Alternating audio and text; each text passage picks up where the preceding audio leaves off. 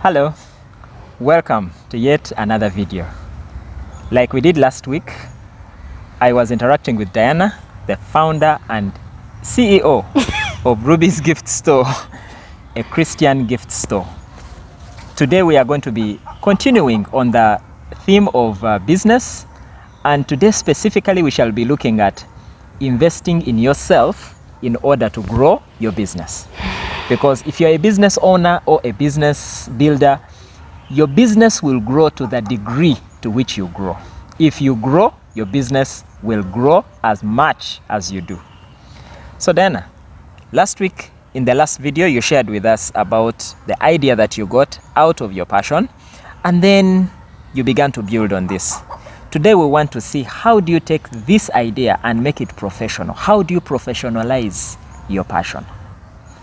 Along the way, you began to invest in yourself in form of attending conferences, finding a professional coach, and also some books. Tell us about the coaching experience that you began to have.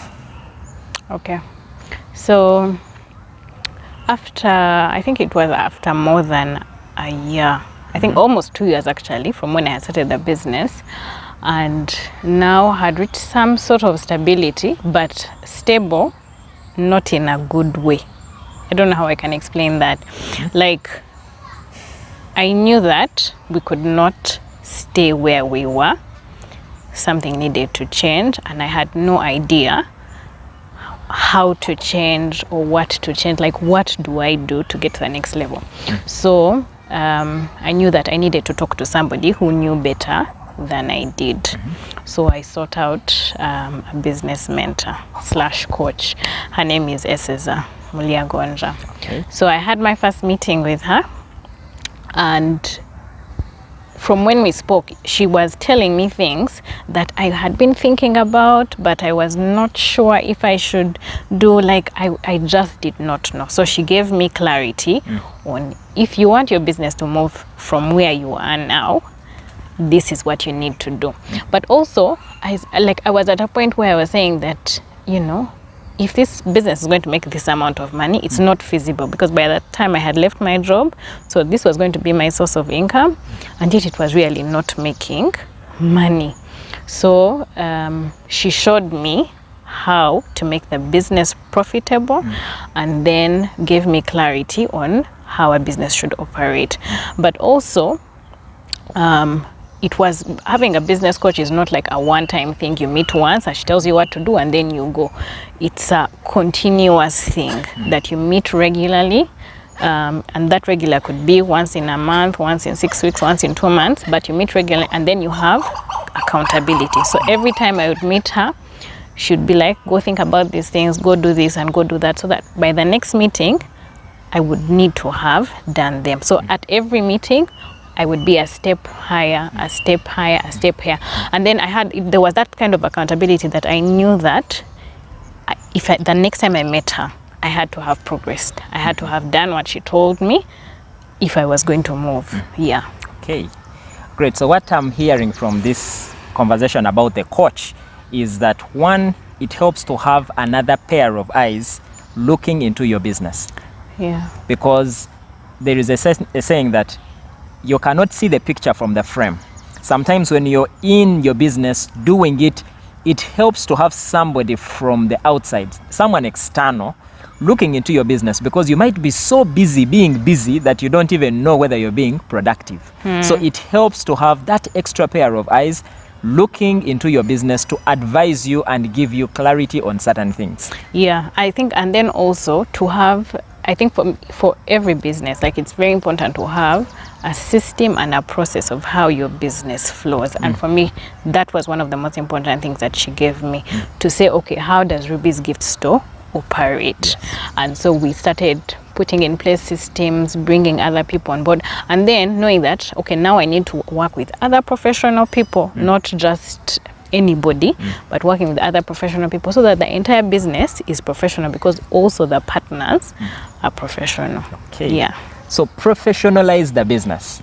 Oftentimes I hear people saying, yeah, I have this job, I do this, but on the side I have a car business. Yeah. That makes it sound like it's really this small, tiny, little thing. But even if you're doing a business in your part-time, professionalize it. Run it as a business. Yeah. Let it not just be a small thing on the side. Let it be something that you're doing because it has potential to grow.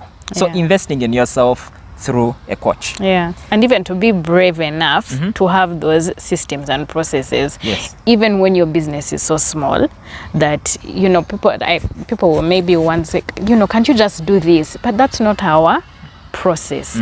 And if you begin to break up the process and compromise, then like your business will no longer be professional because you're just, you know, doing this here and there.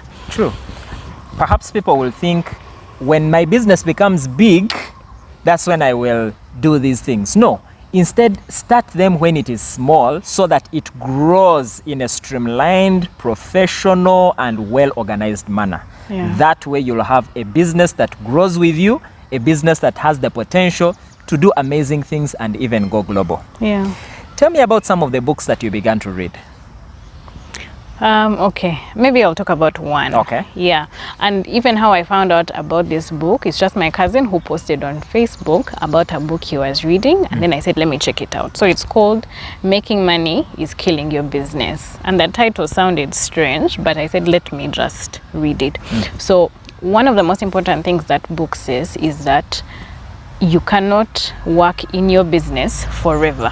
You will be a slave to it. And at that time, I was really a slave. Like, if I was not there, the business could not move. So, okay, then I hired someone, but then even when I still had someone, I was still doing so much. And I realized that I was still doing so much because I had not trained her to do the things that she needed to do. So I kept doing them. So this book says, give yourself a timeline on when you will stop or reduce, like have a percentage of how much you work in the business, depending what you want. Maybe you want to work a certain amount of hours in a week or whatever it is. So I began to train her to make sure that the business could function without me, and also to reduce on the number of calls that I was getting when I was away. So like we are really, really far now, to the extent that because now we're homeschooling our firstborn, that for those 3 hours when I'm teaching her, when she's having school, then the business is still functioning, right? It doesn't need me to be there. Maybe I might be asked something maybe once or twice, but that's okay compared to all the time. So yeah, being able to train somebody to do the work and have that process written down, what everybody is supposed to do, just have it all laid out so that even in case this one person goes, someone else who comes will know exactly what to do because it's well written down. Sure. Yeah. Great. So I guess as you start, you might be the one doing the finance, doing the sales, the marketing, the operations, your everything. Yeah. But remember, one is too small of a number to achieve greatness. Yeah. You have to train somebody, you have to have your business running even in your absence. Yeah. It is something that you may not have in place now, but I believe you can begin to work towards it. Begin thinking it. Begin to see how can you involve somebody else so that even if you are not there, your business can run. Yeah. And I think for me, that was one of the things that I was told, I think at the beginning of 2020, that your business cannot grow when you are alone. And I was thinking, it can. Somehow I felt like it can, like I can do this. But now I see the difference in having more hands on board. Sure. There's like, I would never, ever be possible to do what all these people are able to do. I mean, even something as simple as updating the website. I do not have that time. Sure. I don't, to update and put all those products, and it's just a lot. There's no way. So it would mean that I would have to do the little, and then the business would always remain that small because I'm on my own. Like the workload would just be too big. Yeah. And then also you get frustrated because you're doing all this on your own and it's just too much, and you just, in the end, you feel like this business cannot work. And it's not that it can't work, but it just can't work with just you alone. It needs more hands on board, then the work would be manageable. True. So you may be good, but you are not that good. You need other people to come along to bring in new ideas, new skill sets, new experience, new expertise. That way, I believe you can take your business idea a notch higher. So Diana, where do you see Ruby's Gift Store? Where do you see your business in the next 5 or 10 years? I always think about a restock when people ask me that question. When you're thinking anything to do with books, you think a restock. And for me, that's what I want Ruby's Gift Store to be. That if anyone is thinking, I'm looking for an inspirational gift, a Christian gift, that it will be immediate that somebody will think Ruby's Gift Store. So, to become a household name in the country and even in the region for Christian gifts. Yeah. Okay. Why is that important to you? Why is selling Christian gifts something so close to your heart? Well, first of all, because I'm a Christian, and I know that there's no life apart from Jesus. So bringing these things closer to people means it's a way for me to do ministry, to bring, I'm giving you a devotional which is going to help you to read your Bible and to get closer to God. Okay. I'm bringing you a coffee mug which has a verse which is going to remind you of the Bible, remind you of God, remind you to put your trust in Him. So it's something which I do, which I feel like is having an impact on people's lives. But also it gives me a platform to be able to reach out to so many people who I would never ever have met, especially since I'm an introvert. But now I have access to so many people that I can positively influence. Very true. Yeah. Great. What I'm hearing from this is that, like Simon Sinek says, start with the why. The why is the driving force. It's the driving factor. It is what is going to fuel you to take that business to the next level. And let me say this, it cannot just be working for money. There has got to be a bigger reason than that, because when the why is clear, the how becomes possible. So what fuels you other than money? What fuels you to grow, to drive, to take that business to the next level? Because the stronger the why, maybe even the more the money, because when your why is clear, anything becomes possible. Yeah. So Diana, what advice would you give to a budding entrepreneur? Someone is starting out their business, they don't know how to take it to the next level. What advice would you give them? Okay. I remember many years ago, I have a friend who is just like a natural entrepreneur, like ideas, and she just sees opportunities just everywhere. And I used to say, I'm not like that, I'm not an entrepreneur, but you can become one. First of all, you can become one, but then if you've identified something that you think is a profitable business, just start it. Don't wait and say you're trying to figure it out, you're researching, year after year you're researching. Just start and you will figure it out the rest of the way. So register the business, do some research, then get started. Find out what you need to do, get started. And then as you go along, you will keep improving, you will keep refining, and just, along the way. So don't procrastinate the starting. You would rather start and then maybe have to take a break or slow down, but at least you've started. Sure. Yeah. And clarity comes along the way.